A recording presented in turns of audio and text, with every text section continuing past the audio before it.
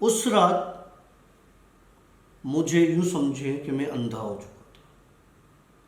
मुझे कुछ नज़र नहीं आ रहा था। कुछ नज़र नहीं आ रहा था मतलब कि जिन्नात में से कुछ नज़र नहीं आ रहा था। अस्तगफिरुल्लाह इन्नल्लाह गफूरुर रहीम। ये जो चीज़ होती है ये इनके खाने की चीज़ होती है।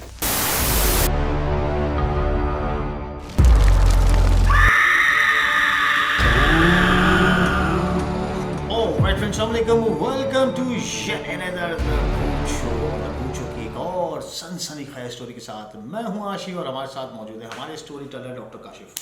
अस्सलाम वालेकुम। डॉक्टर साहब और मैं सरप्राइज बताऊंगे, बता दो। श्योर। चलो भाई, डॉक्टर साहब और मैं साथ मिलकर एक गाना कर रहे हैं और वो गाना बहुत जल्दी, मतलब उसका ऑडियो मुकम्मल हो चुका है और उसका वीडियो हम करेंगे भी बहुत जल्दी। तो दुआओं की दरख्वास्त, इंशाल्लाह ताला आपको चीज़ ज़रूर पसंद आएगी। और ये हमारा पहला पंजाबी ट्रैक है, मतलब मैशअप है किस्म। यस, आपको ज़रूर पसंद आएगा। पाकिस्तानी एक पुराना सॉन्ग है, उसको हमने रीमिक्स किया है और उस पर बहुत कुछ मज़े की चीज़ें हैं। डॉक्टर साहब, स्टोरी भी चलते हैं, क्या सुनाएंगे सर? मैंने कुछ अर्सा पहले अपने अपार्टमेंट में एक छोटी सी तस्वीर शेयर की थी इंस्टा पर। अच्छा, डॉक्टर साहब का इंस्टाग्राम का अकाउंट है काशिफ.akh। काशिफ.akh इंस्टा पे आप लोग जा सकते हैं, वहाँ पे आपको बहुत सारा मवाद मिलेगा जी। तो वहाँ पर मैंने एक तस्वीर शेयर जो हाथ से बनाई हुई थी, स्केच था बेसिकली, कि एक छोटा सा दरवाज़ा है और दरवाजे के बाहर एक बहुत लंबा काला साया है जो झुक के बैठा हुआ है। अच्छा, मुझे नहीं समझ में आया कि वो मैंने स्केच क्यों शेयर किया इंस्टा पर, क्योंकि होता ही है कि मैं कभी कभार चीज़ें शेयर कर लेता हूँ, कभी इंटेंशनली कभी अनइंटेंशनली। मैं ये इस तरह की हरकतें करता रहता हूँ। तो मैंने वो शेयर कर दी और मुझे अजीब सी ना एक अंदर ही अंदर में ना गर्मी महसूस होने लगी, जिस्म से गर्माइश निकल रही है, जिस तरह फीवर में होता है। बहरहाल मैंने क्या किया, मैंने दरवाज़ा बैल्कनी वाला खोल दिया। एसी मैंने नहीं चलाया था, उसका रीज़न ये था कि उस वक्त शाम में मेरे एसी की वायरिंग में आग लग चुकी थी, जो कि अक्सर होता है मेरे घर पर। तो वो मैंने बुलाया था टेक्नीशियन को, वो नहीं आया उस वक्त तक। खैर मैंने क्या किया कि कारपेट बिछा हुआ है नीचे, तो मैंने तकिया लगाया और नहीं, दीवार के साथ टेक लगा के ऐसे ही बैठ गया। रात के 2 बज रहे होंगे या 1:30 बज रहा होगा, ये टाइम हो रहा था। नींद नहीं आ रही थी, बुरी आदत है, लत लगी हुई है हमें एसी में उठने जागने की। तो खैर वो फिर क्या हुआ कि अचानक मेरी नज़र मेरी बालकनी पे गई। मैंने देखा कि जो स्केच मैंने इंस्टा पर शेयर किया था, वैसी ही एक चीज़ बालकनी में झुक के ऐसे बैठी है। मतलब एक किस्म की आप कह सकते हैं कि आपकी पेशन गोई, मतलब जो एडवांस में आदमी सोचता है और फिर उसके बाद वो हो जाता है। अच्छा, मुझे क्या हुआ, मुझे लगा यार मेरा दिमाग थोड़ा सा खिसका हुआ है। ये मैं पहले बता रहा हूँ कि मैं थोड़ा सा पागल बंदा हूँ। तो मुझे लगा कि ये वही मेरे ऊपर जो है ना वो एक अटैक हुआ है हेलुसिनेशन का, लोगों बकुल दूसरे लोगों के, आपकी नहीं, आप तो सब बहुत अच्छे हैं। बहरा तो मैंने क्या किया, मोबाइल निकाला, उसकी भी फ़ोटो ले ली। अच्छा जी, जब फ़ोटो ली और इंस्टा पर डाली तो टक टक टक टक टक टक टक कमेंट्स आना शुरू हुए। ये तो वही चीज़ है जो आपने स्केच में जो है वो पोस्ट किया। मैंने कहा शुक्र है कुछ नज़र आया, लेकिन यहाँ तक नज़र नहीं आना, इसके आगे की बहुत कुछ। जब एक चीज़ आपके साथ स्टार्ट हो जाती है ना, तो फिर वो उस जगह पर रुकती नहीं है, फिर उसका एंड होता है, लेकिन एंड ऐसा होता है कि आप सोचोगे कि यार ये क्या बकवास थी, मतलब ये कैसा एंड है। हर कहानी का, हर किरदार का एंड एक ही बार होता है, या तो उसका रोल उस जगह से ख़त्म हो जाए, या उसके साथ जुड़ी चीज़ें उसके पास से निकल जाए, अकेला हो जाए, उसका रोल ख़त्म हो जाता है। मेरा रोल अभी चल रहा है। मैंने आहट सुनी लाउंज में, वो जो बैल्कनी में चीज़ बैठी थी, मेरा दिमाग उससे निकल के उस आहट की तरफ गया, क्योंकि वो आहट बहुत ज़ोर की थी। हुआ क्या, जब मेरा दिमाग उस तरफ गया और वापस मैंने बैल्कनी की तरफ देखा तो वो चीज़ वहाँ पर मौजूद नहीं थी। ओके। मैं उठा, मैं लाउंज में गया, तो वो चीज़ लाउंज में दरवाजे के साथ बिल्कुल उसी पोजीशन में बैठी थी। ओके। अब आप बोलेंगे उस वक्त भी फ़ोटो ले सकते थे। कोशिश की मैंने कि फ़ोटो लेता हूँ। उस चीज़ ने मुझे धक्का दिया और मैं जाके, मेरी पीठ शायद अभी भी मार को, मेरे पास शीशे की बड़ी डाइनिंग टेबल पड़ी हुई है, उस पर जाके मैं लगा पीठ पे, क्योंकि वो मोटा शीशा है और उसके ऊपर कवर चढ़ा हुआ है, तो उसका कोई ऐसा मेरे यूपर कट नहीं आया, लेकिन एक नील पड़ गया। लग के मैं वापस आया और वो चीज़ गायब हो गई। उस रात मुझे यूँ समझे कि मैं अंधा हो चुका था। मुझे कुछ नज़र नहीं आ रहा था, कुछ नज़र नहीं आ रहा था, मतलब कि जिन्नात में से कुछ नज़र नहीं आ रहा था। लेकिन मेरे घर में, मेरे अपार्टमेंट में कोई यूँ जाता था, मुझे आवाज़ फील होता था, कोई यूँ आता था, कोई बर्तन बजा रहा है, कोई फ्रिज खोल के बंद कर रहा है। बहरहाल मैंने इशार बांधा, जिक्र किया और मैं आराम से, मैंने कहा मैं सो जाता हूँ। एक चीज़, ये स्टोरी पिछली स्टोरी से कनेक्टेड है। जहाँ पे उस मखलूक ने आपको कहा था कि आप अंधे हो जाओगे। यस,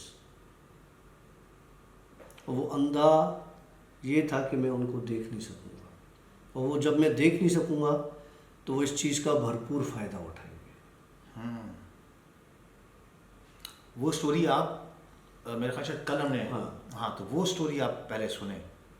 तो वो इसमें उस मखलूक ने इसको एक धमकी दी थी कि हम तुझे अंधा कर देंगे।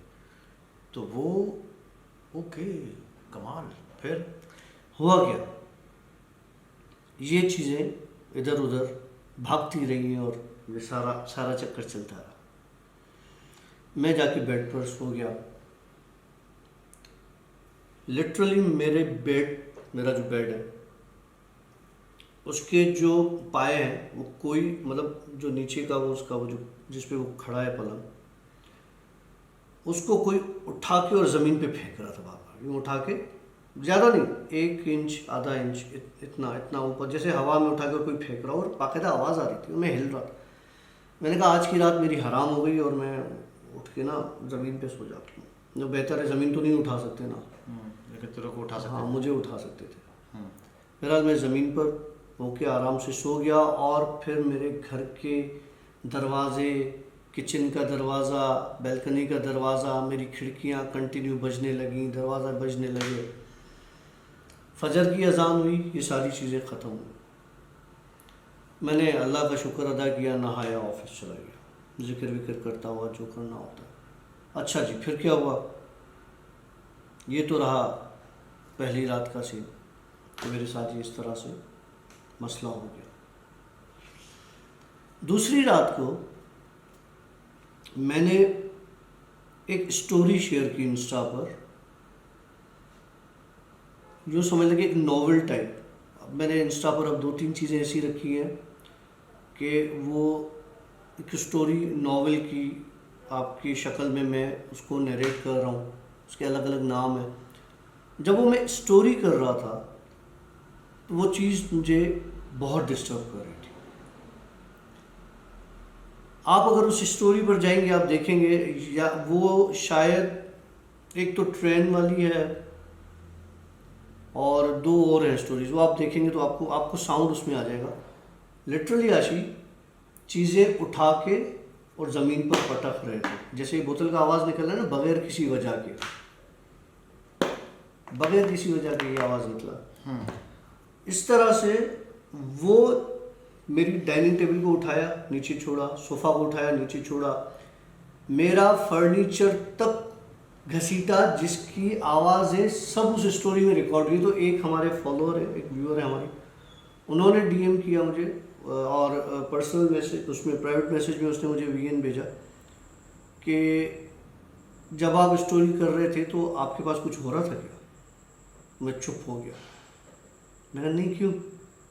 कि हमने आवाज़ें सुनी है, वो लिटरली इतनी ख़तरनाक आवाज़ें हैं कि कोई चीज़ें आपके कमरे में, आपके घर में वो कहते हैं ना, उछाड़ पिछाड़ के कहते हैं, उठा के फेंकना, और इस तरह से हो रहा है। मैंने उसको कहा नहीं यार ऐसा कुछ नहीं, आपका वहम है, वो आपने बाहर से कहीं से आवाज़ें आ रही होंगी। वो खैर जब मैंने वो किस्सा बंद कर दिया था ना, तो मुझे मेरे घर से छोटे बच्चे की रोने की आवाज़ें आने लगी।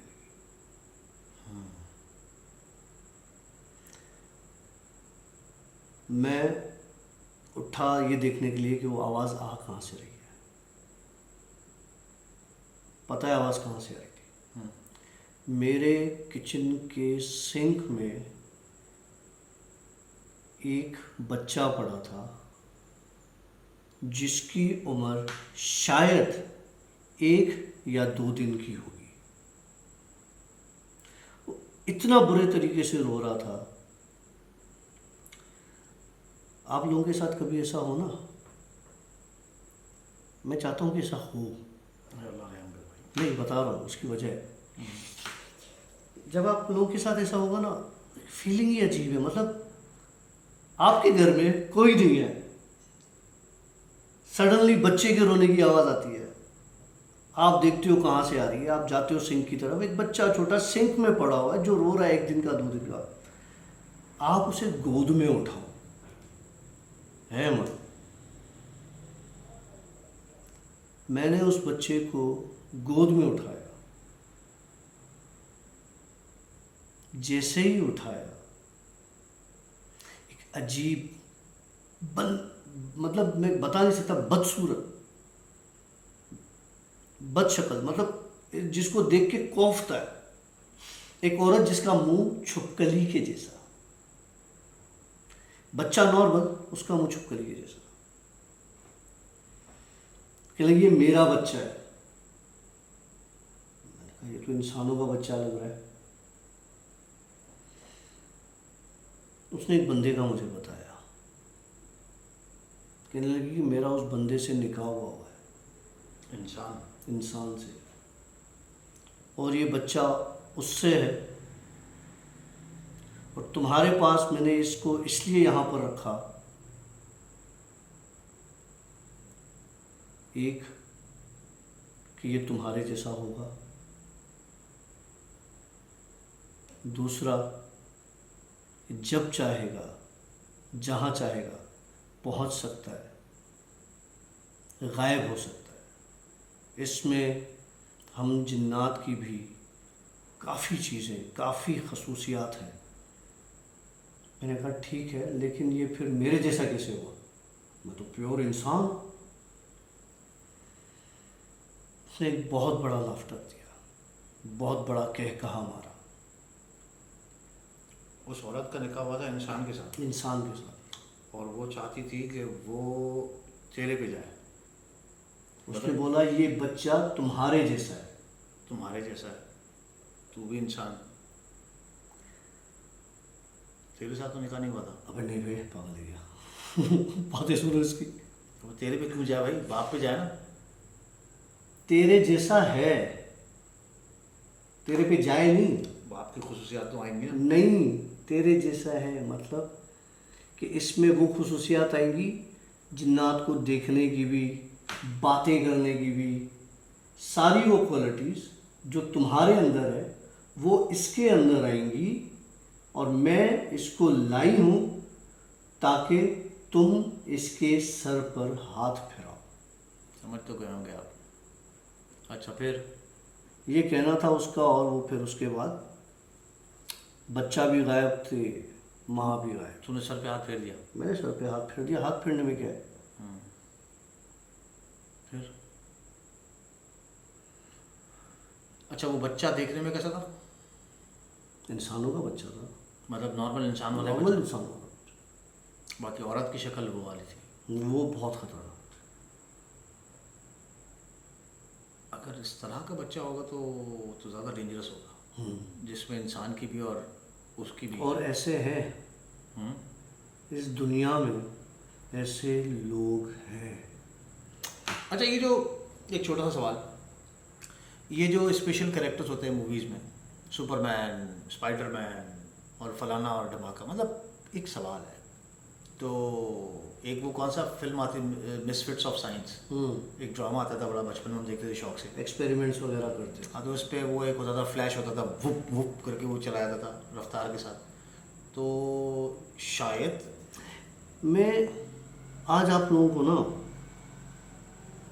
एक छोटी सी प्रेडिक्शन करता हूँ। ले भाई। आज से ठीक 50 साल 60 साल बाद, या शायद उससे पहले 8-10 साल, या उसके बाद 8-10 साल, 50-60 साल तो पक्के, एक बीमारी आएगी। मैंने तुमसे ये बात की थी शायद। वो बीमारी ऐसी होगी, अभी है लेकिन बहुत कम है, और उसका अभी इतना इम्पैक्ट नहीं पड़ता लोगों पर, जैसे रेबीज है।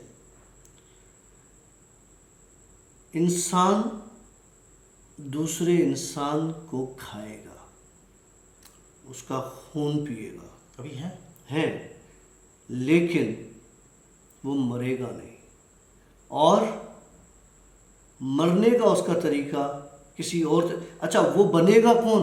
वो इंसान ही बनेगा, जैसे मैं हूँ, आशी है, आप लोग हैं। आप लोग उस वायरस से अटैक होंगे, वो वायरस अटैक करेगा आपके ऊपर, और फिर आपकी पूरी पूरी बॉडी की जो अंदर का जो मैकेनिज्म है वो चेंज हो जाएगा।